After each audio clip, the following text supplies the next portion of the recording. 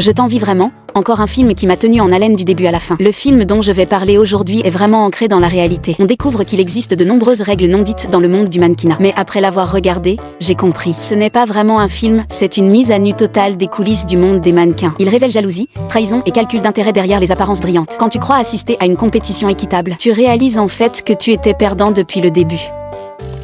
Ce que tu vois n'est pas forcément la réalité. Seul celui qui sacrifie plus que les autres obtient plus que les autres. Voyons donc jusqu'où peuvent aller les gens assoiffés de gloire et d'argent.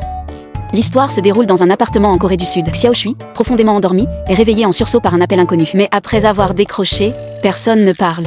Pensant à une mauvaise blague, elle raccroche. Aussitôt, le téléphone sonne à nouveau.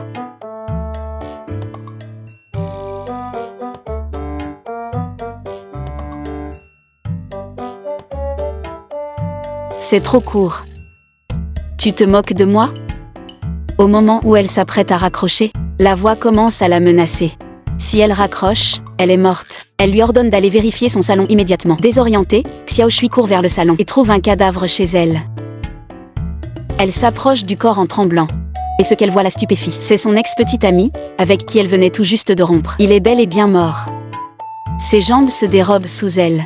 Elle s'était juste endormie, et au réveil, la voilà accusée de meurtre. L'inconnu rappelle aussitôt. Et annonce qu'il veut jouer à un jeu avec elle. La règle est simple. Elle fait ce qu'il dit. Première mission, faire disparaître le cadavre. Comme leur rupture s'était mal passée, elle est la principale suspecte. Elle a 30 minutes. Si elle ne s'en débarrasse pas, il appelle la police. Et tout sera fini pour elle. Il raccroche. Aussitôt, elle fouille l'appartement pour trouver de quoi cacher le corps. Elle trouve une valise sous la coiffeuse et un sac en jute dans l'armoire. Elle soulève péniblement le corps. Le bruit des os qui craquent résonne. Elle le fourre dans la valise, la jette dans son coffre, et prend la route vers la campagne. À ce moment, l'inconnu rappelle. Excédé, Xiaoshui envisage d'appeler la police. Mais il ne se laisse pas intimider et menace sa mère à la campagne, en citant son adresse exacte. Xiaoshui réalise à quel point cet homme est dangereux. Si elle n'obéit pas, non seulement sa mère, mais aussi ses amis seront en danger de mort. Elle commence à mesurer la menace que représente cet inconnu. Il lui donne une adresse.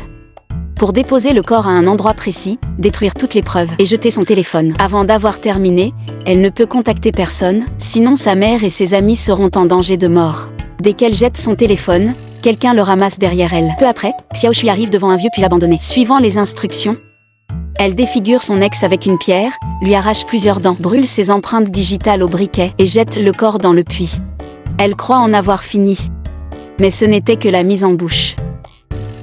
Sur le chemin du retour, l'inconnu rappelle et lui annonce que sa carte d'identité a été glissée dans le corps. Si la police la trouve, elle ne pourra pas se défendre. Hors d'elle, Xiaoshui est au bord de la crise de nerfs. Elle voudrait réduire cet inconnu en miettes. Elle n'a pas le choix, elle doit rebrousser chemin.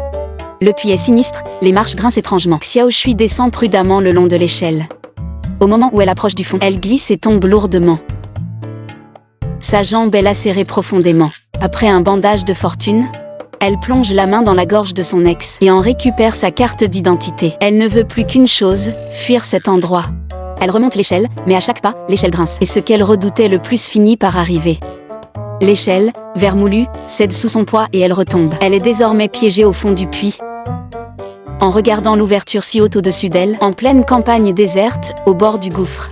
Elle couvre le visage ensanglanté de son ex avec le sac en jute. Un sac à dos tombe soudainement d'en haut. Un téléphone sonne à l'intérieur. Xiaoshui l'ouvre, c'est l'inconnu qui appelle. Hors d'elle, elle décroche et l'insulte, lui ordonnant de révéler ses vraies intentions. Plutôt que de se cacher comme un lâche. Mais l'inconnu reste imperturbable. Et lui propose un jeu de vérité. Elle doit confesser son secret le plus sombre. Si elle ne ment pas, elle gagne et il la laisse partir. Pour toujours, sans la déranger à nouveau. Mais si elle ment, il la fera souffrir encore plus. En entendant cela, Xiaoshui croit deviner qui il est. Quelques jours plus tôt, elle s'était disputée avec son ex, car elle avait découvert qu'il était marié et qu'il la fréquentait en secret. Incapable d'accepter ça, elle avait rompu sans hésiter. Elle ne voulait pas détruire un foyer, ni être la maîtresse de quelqu'un. Mais peu après, la femme de son ex avait débarqué chez elle et l'avait violemment insultée.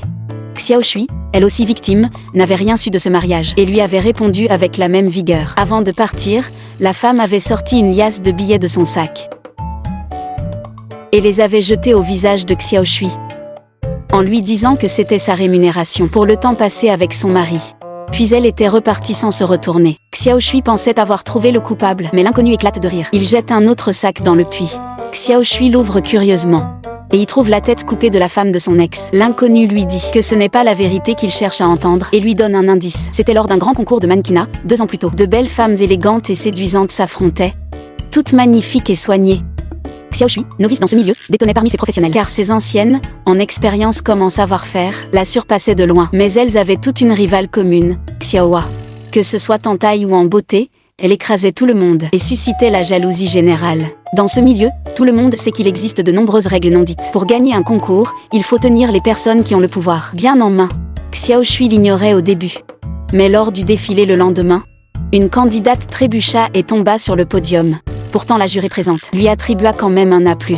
Le vrai pouvoir de décision était entre les mains de cette jurée et du maire Park. Si tu les satisfais, même sans être la plus belle, décrocher le grand prix n'est pas difficile. Le soir, alors que Xiao Shui faisait sa lessive, elle croisa Xiaohua. Les deux étaient premières ex-co au concours. En voyant sa rivale, Xiao Shui était bien décidée à ne pas se laisser faire. Au moment où elle allait partir, Xiaohua la rappela. Dans leur conversation, Xiaohua lui suggéra d'aller essayer dans la chambre du maire Park. Peut-être qu'elle décrocherait ainsi le titre. Xiao Shui comprit très bien ce que cela voulait dire. C'était clairement une façon de l'insulter indirectement. Elle repartit sans se retourner. Le lendemain, pendant la pause du concours, elle entendit d'autres participantes révéler un secret stupéfiant. Xiaohua s'était déjà trouvé un protecteur, le maire Park lui-même, qui tenait tous les pouvoirs. Xiao Shui comprit bien que si l'on obtient ses faveurs, la victoire est assurée.